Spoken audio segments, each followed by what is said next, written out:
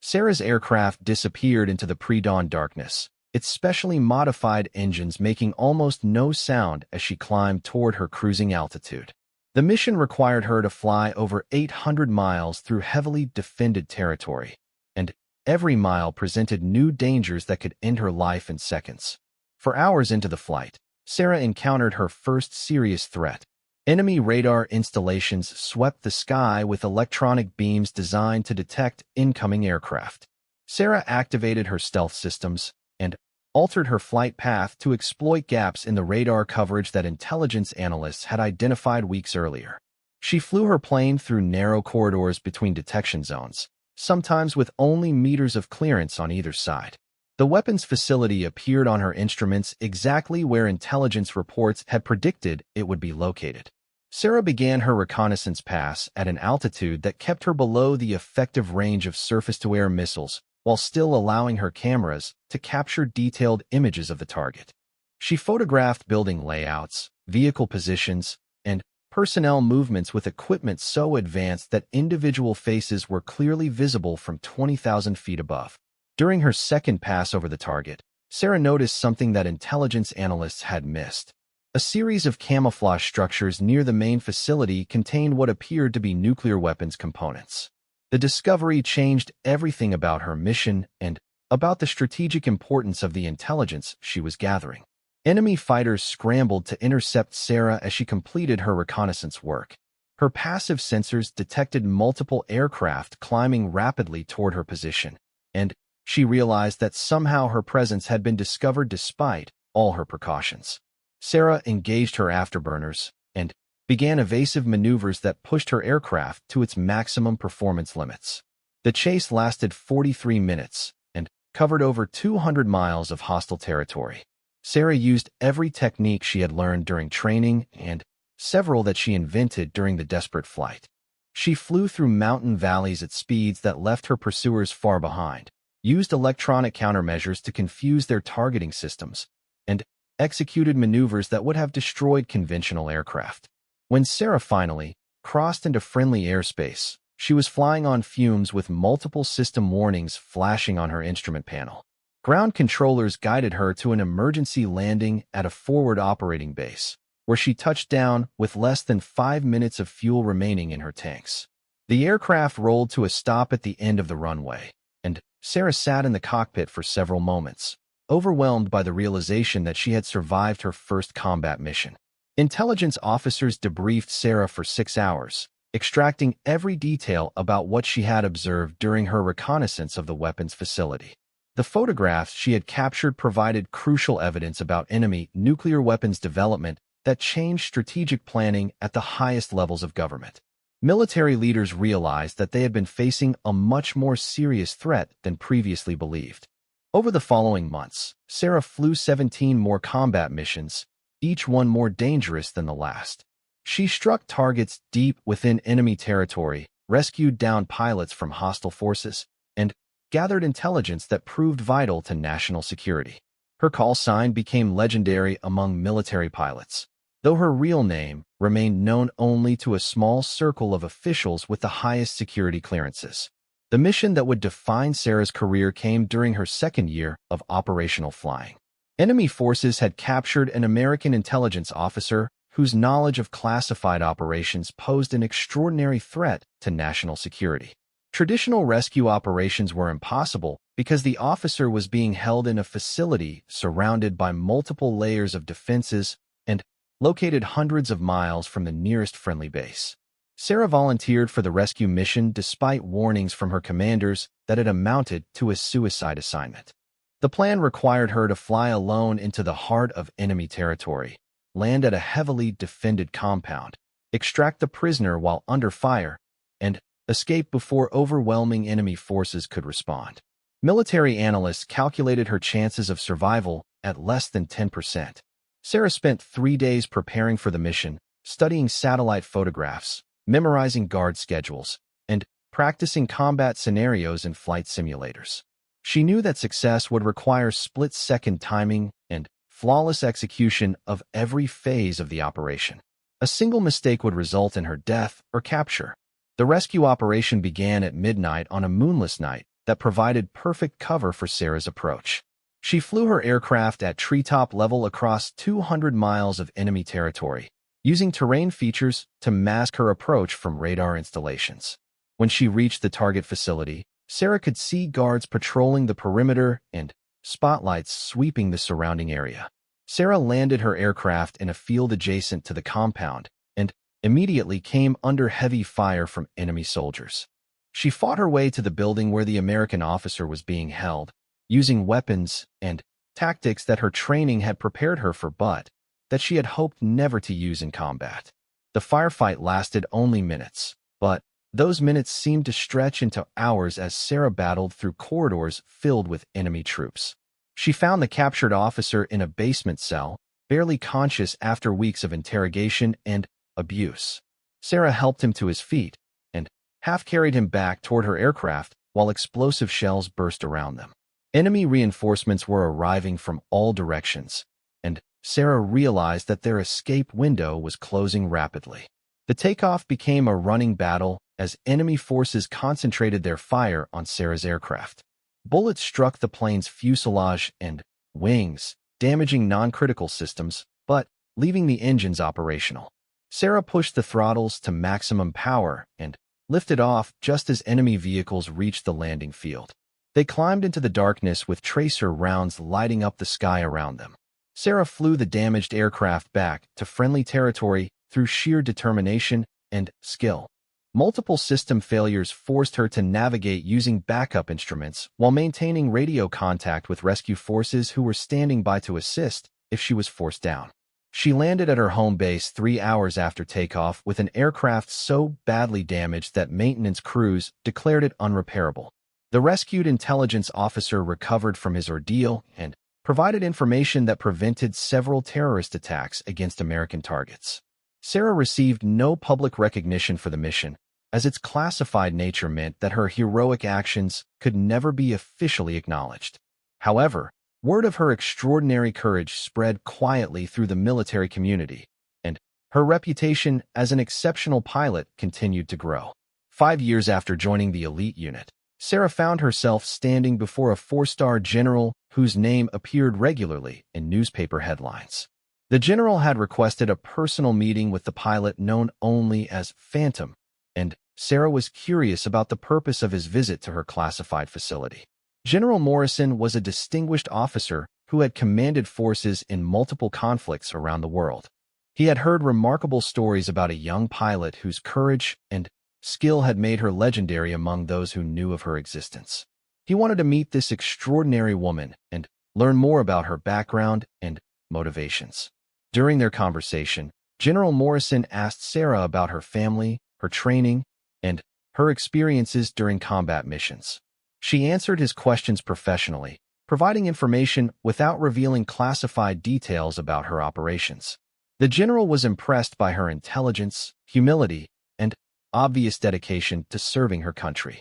Near the end of their meeting, General Morrison posed the question that would become part of Air Force legend.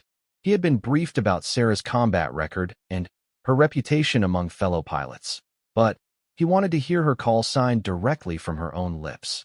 "Captain Martinez," the general said, looking directly into her eyes. "What is your call sign?" Sarah met his gaze steadily, her voice clear and confident as she replied with the single word that had defined her military career. "Phantom, sir." General Morrison nodded slowly, understanding immediately why this young woman had earned such a distinctive call sign. Her ability to appear and disappear during combat operations, her stealth and precision in the most dangerous situations, and her dedication to missions that others considered impossible had made her a legend in her own time. The general realized he was in the presence of one of the finest military pilots he had ever encountered. Sarah continued flying combat missions for 3 more years before accepting a position training the next generation of elite pilots. She never spoke publicly about her service, and her real accomplishments remained classified long after her retirement. However, among military aviators, the call sign Phantom became synonymous with courage, skill, and the highest traditions of service to country. Years later, when young pilots asked about the legendary figure known as Phantom, older officers would smile and share what little they knew about a small woman from Texas who had proven that heroism comes in many forms. They would speak of impossible missions accomplished against overwhelming odds, of lives saved through extraordinary courage, and of a pilot whose dedication to duty had made her a legend among those privileged to know her story. 6 months into pilot training, Sarah had earned a reputation among instructors as the most naturally gifted student they had encountered in years. Her flight scores consistently topped the class rankings, and she mastered complex maneuvers that took other students weeks to learn. However, success in training was only the beginning of her journey toward becoming a combat pilot. Lieutenant Colonel Hayes called Sarah into his office on a crisp October morning. The walls displayed photographs of various aircraft and commendations from his own distinguished flying career. He studied Sarah's training records with interest before looking up at the young woman sitting across from his desk. Her performance had caught the attention of senior command, and they were considering her for an advanced fighter pilot program. The program Lieutenant Colonel Hayes described was highly classified and extremely dangerous. Only the most exceptional pilots were selected, and many who entered never completed the training. Those who did succeed became part of an elite unit that conducted special operations missions around the world. Sarah listened carefully as he explained that acceptance would mean years of additional training and the possibility of combat deployment to hostile territories. Without hesitation, Sarah told Lieutenant Colonel Hayes that she wanted to be considered for the program. Her quick acceptance surprised him, as most candidates requested time to consider such a significant commitment. He explained that the selection process would begin immediately and would test every aspect of her abilities as a pilot and as a soldier. The first phase of selection took place at Nellis Air Force Base in Nevada. Sarah joined 23 other candidates, all experienced pilots who had distinguished themselves in various ways. She was the only woman in the group, and several of the male pilots made no effort to hide their skepticism about her presence. Sarah ignored their comments and focused on the challenges ahead. Psychological testing pushed candidates to their mental limits. Sarah underwent hours of evaluation designed to measure her ability to make decisions under extreme stress. Psychologists presented her with impossible scenarios and demanded instant responses. They tested her capacity to compartmentalize emotions and maintain focus during simulated emergency situations. Physical conditioning reached new levels of intensity. Training officers put Sarah through exercises that would have broken many professional athletes. She carried heavy equipment across desert terrain in scorching heat, completed obstacle courses while wearing full flight gear, and endured survival training that tested her ability to function with minimal food and water. Flight evaluations became increasingly complex and dangerous. Sarah flew state-of-the-art fighter aircraft through scenarios that simulated real combat conditions. She engaged in mock dogfights against experienced enemy pilots, navigated through heavily defended airspace, and executed precision strikes against heavily fortified targets. Each flight pushed her skills further than she had ever gone before. During one particularly challenging exercise, Sarah found herself flying alone through a simulated enemy territory at night. Her aircraft's navigation systems had been deliberately disabled to test her ability to fly using only basic instruments. Storm clouds obscured the stars, and radio communication had been jammed by the training staff. Sarah relied on her training and instincts to guide her through the darkness. She maintained course by reading subtle changes in air pressure and wind direction, skills that few pilots possessed. When she successfully reached her target and completed the mission, the evaluating officers realized they were witnessing something extraordinary. 3 months into the selection program, Sarah received her first call sign. During a training exercise, she had successfully evaded multiple enemy aircraft by using unconventional tactics that left her opponents completely baffled. One moment she appeared on their radar screens, and the next moment she had vanished without a trace. The other pilots began calling her Phantom because of her ability to disappear and reappear unpredictably during combat exercises. The call sign stuck immediately. Sarah discovered that she had an unusual talent for electronic countermeasures and stealth tactics. She could manipulate her aircraft's radar signature in ways that made her nearly invisible to enemy detection systems. Combined with her exceptional flying skills, this ability made her extremely effective in combat scenarios. Final selection exercises took place in a remote mountain facility that Sarah was never allowed to name or discuss. She and 5 remaining candidates underwent training that pushed the boundaries of human endurance. They learned to fly missions that lasted 18 hours without rest, practiced combat maneuvers that subjected their bodies to crushing gravitational forces, and mastered weapon systems that few people even knew existed. Sarah's performance during these final tests exceeded all expectations. She completed every challenge flawlessly and demonstrated leadership qualities that impressed even the most skeptical evaluators. When the selection process concluded, she was one of only 3 candidates chosen for the elite unit. Graduation from the special program took place in a simple ceremony attended by high-ranking military officials whose names Sarah was never told. She received new insignia that identified her as a member of an organization that officially did not exist. Her new orders were classified at levels that required special security clearances to access. Captain Sarah Martinez reported to her first operational assignment at a base whose location remained classified. The facility appeared to be a standard Air Force installation from the outside, but Sarah quickly learned that appearances could be deceiving. Underground hangars housed aircraft that looked like nothing she had seen during training, and the pilots she met operated under rules of engagement that differed significantly from conventional military procedures. Her new squadron commander was Colonel Rebecca Stone, a legendary pilot who had flown combat missions in 3 different wars. Colonel Stone had been following Sarah's progress through the selection program and believed that the young woman had the potential to become one of the most effective combat pilots in Air Force history. Sarah's first combat deployment came sooner than expected. Intelligence reports indicated that enemy forces were developing new weapons systems at a facility hidden deep within hostile territory. Traditional military assets could not reach the target without triggering a major international incident, but a single stealth aircraft flown by an exceptional pilot might succeed where larger forces would fail. Colonel Stone briefed Sarah personally for the mission. She would fly alone into enemy airspace, gather intelligence about the weapons facility, and return without being detected. The mission required her to penetrate multiple layers of air defense systems, avoid patrols by enemy fighter aircraft, and maintain radio silence throughout the operation. Sarah accepted the mission without question. That evening, she sat alone in her quarters writing a letter to her parents that she hoped they would never need to read. She thought about her father's war stories and realized that she was about to become part of the same tradition of service and sacrifice that he had described to her as a child. The next morning, Sarah walked across the tarmac toward her aircraft as the sun rose over the desert.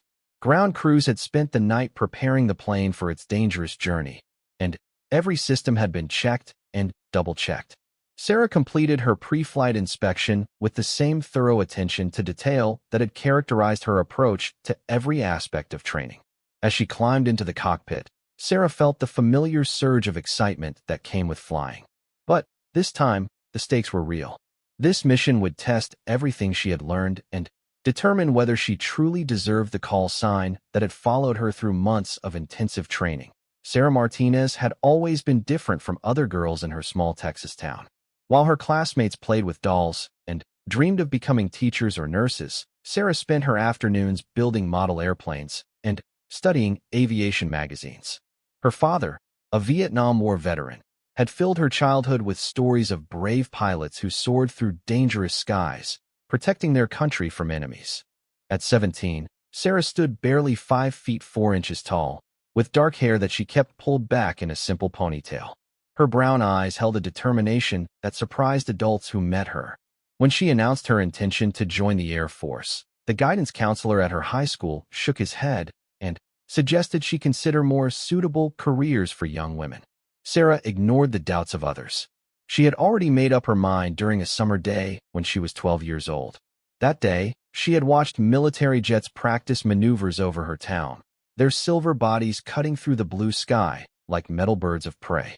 Something inside her chest had tightened with longing, and she knew with absolute certainty that she belonged up there among the clouds.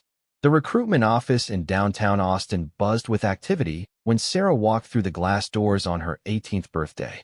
Sergeant Williams, a stocky man with graying temples, looked up from his paperwork and smiled politely. He had seen many young people come through these doors with dreams of military glory, but few had the quiet intensity that radiated from this young woman. Basic training at Lackland Air Force Base proved more challenging than Sarah had imagined. The drill sergeants pushed every recruit to their physical and mental limits, but they seemed particularly hard on the female trainees. Sarah woke up at 4:30 every morning, her muscles aching from the previous day's exercises, but she never complained. While other recruits grumbled about the harsh conditions, Sarah focused on improving her performance. During weapons training, Sarah discovered she had exceptional marksmanship skills.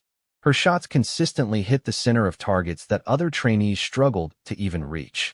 The range instructor, Staff Sergeant Rodriguez, noticed her talent immediately.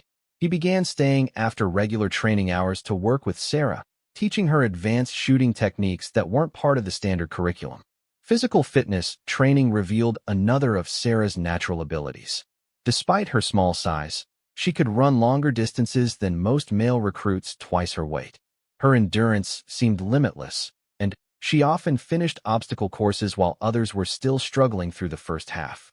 The drill sergeants began using her as an example for other trainees, which earned her both admiration and resentment from her fellow recruits. Academic classes presented no difficulties for Sarah. She absorbed information about military protocol, aircraft systems, and tactical procedures like a sponge soaking up water.